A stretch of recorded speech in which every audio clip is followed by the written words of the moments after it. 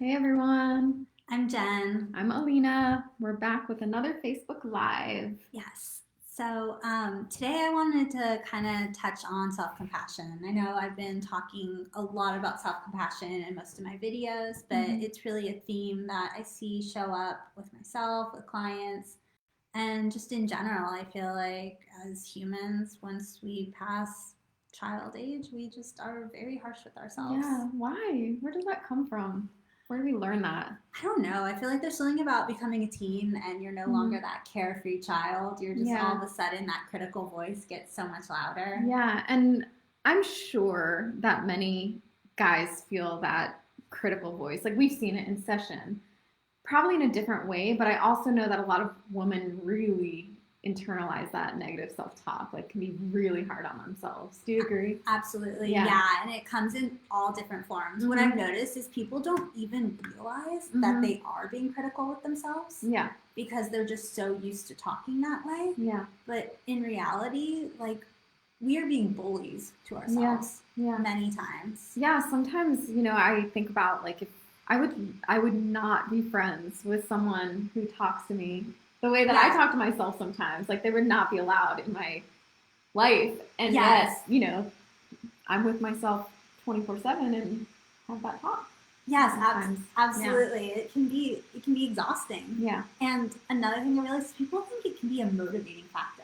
People It's are a like, great point. if I let go of this, I won't be as productive. Mm-hmm. And that's the Mm-hmm. biggest misconception, I think, because Mm-hmm. actually that critical voice probably makes you less motivated. Because personally, for me, if I'm constantly telling myself like, "You're not going to even be good when you finish this," Yeah. like, why am I going to do it? Right. Why am I going to do that if I'm going to do all this work and then I'm just going to tell myself, like, this wasn't good enough? Right. Right. It doesn't make it. It's counterintuitive for sure. Yeah. Yeah. So I kind of wanted to talk about an exercise I share in session that I feel like maybe would be helpful for people to use at home to Okay. kind of help combat some of those critical voice and as a way to show yourself some self compassion. All right. Break it down for us, Jen. So I know a lot of people maybe don't have that nurturing figure that they can pull upon, that they're like, Mhm. yes, like if I ask people like, oh, who's someone that was nurturing in your life? Not everyone has that. So what I encourage people to start with in this exercise is pulling up a person that in your life was possibly nurturing or imaginary figure that is nurturing. Mhm. So that's kind of what I'm going to have like set the tone for in this exercise. And before I go there, I forgot, I want to say one thing. Before you do this exercise on your own, I want to encourage you to take time to find where you will be like uninterrupted, Mhm. where you can really take the time to be mindful. It's almost like a meditation, like, just taking time to sit and be quiet. Yes, Mhm. exactly. So like just taking like if there's like a room on the side of your house away from people so that you Mhm. can really like ingrain yourself in it. Yeah. So back to where I Mhm. was. I would say so. I have people pick a real or imaginary figure. So I really want you guys to visualize someone who you could imagine being caring with like a child. What would Mhm. they look like? What would they sound like? What are they doing with that child? Maybe they're giving that child a hug, or maybe they're getting down on their level and talking in a very soothing voice. Mhm. Mhm. Like I said, if you don't have that person in your life, kind of pull from like a TV show, maybe a children's Yeah, book. like we had talked earlier about this in our team meeting, and someone that came up was Mr. Rogers, like he was just very kind and gentle and, Yeah, you know, absolutely. He's like yeah. a perfect Yeah. person. Yeah. He's like so Yeah. so like soothing. Yeah. So after you kind of get that person in your mind, I want you to go further and just think like, what are some things they would say if a child made a mistake or a child Mhm. was struggling? Mhm. Because usually it's like I'm going to quote from the critical voice when we make errors or we make mistakes. So really Mhm. get like, Mhm. what would they be saying to that kid that came back and they're like so upset because they're in kindergarten and they didn't do the art project how they wanted, or they got a grade that they didn't like, um, or just even like they fell down and they hurt themselves, because Yeah. that's like metaphorical for like in life as adults we feel hurt all the time and we Right. need nurture. Right. Right. And then after you kind of get that, I want you to close your eyes and really like imagine yourself as that child and that adult nurturing you. Mm. So really just like be like, okay, what would that adult be saying to little me? And notice like, what does that feel like in your body? Mm-hmm. Get that experiential piece of it. Notice how good it feels to be nurtured. Yeah. And then I want you to notice how it feels like. I want you to switch and go, okay, now I'm going to notice what it feels like to be critical to myself. Mm. So really take in like imagining you being mean to adult you or even little you.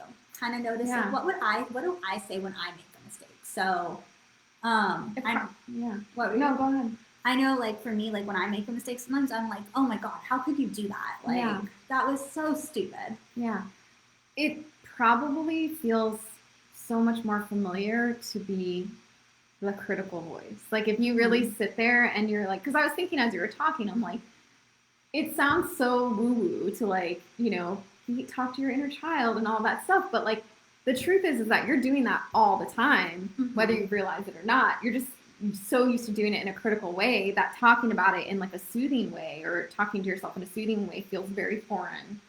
Yes. Right? Absolutely. Yes. And that's why I start with the child because we're nicer to kids than we are to adults. Yeah. And some people maybe don't feel comfortable pulling child them. I know that I do it in sessions and it's a very like, safe environment.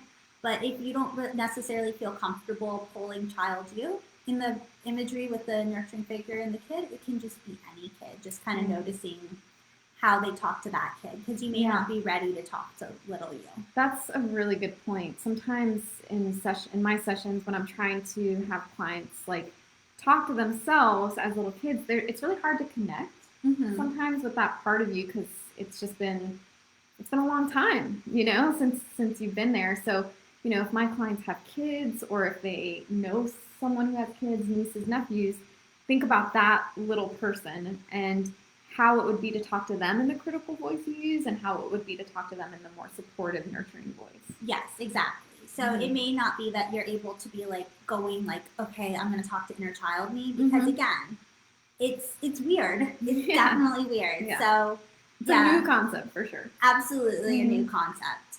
And then like after you kind of practice like talking to the child, noticing what it feels like to talk to yourself critically, talk to maybe that child critically, I kind of want you to go back and just almost visualize yourself talking critical, flipping the remote, and then going back to that positive nurturing voice.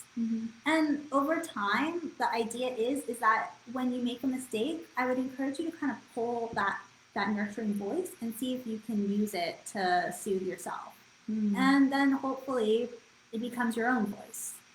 That can take time for people. Yeah. But it's just kind of like a way to kind of introduce that in. Yeah, it's like practice. Yeah, it's like kind of what you were saying at the beginning. Like I would not be friends with someone who talks to me the way I do. And kind of just knowing that like if you're bullying yourself and it doesn't feel good. Yeah. So kind of giving yourself that permission to be like, maybe I'll try this. Maybe it sounds absolutely ridiculous and too like hippie like, but encourage you to kind of see like, what does it feel like? Yeah, I think that's a great point. And just, give it a shot, If anything, it like you have nothing to lose. Yes. See what it feels like. Yeah, exactly. Yeah. So, anything else? No, that's all right. it. Well, if you have any feedback or if you try it, let us know in the comments. And we hope you all have a great day and a great week. Take care. Thanks. Bye. Bye.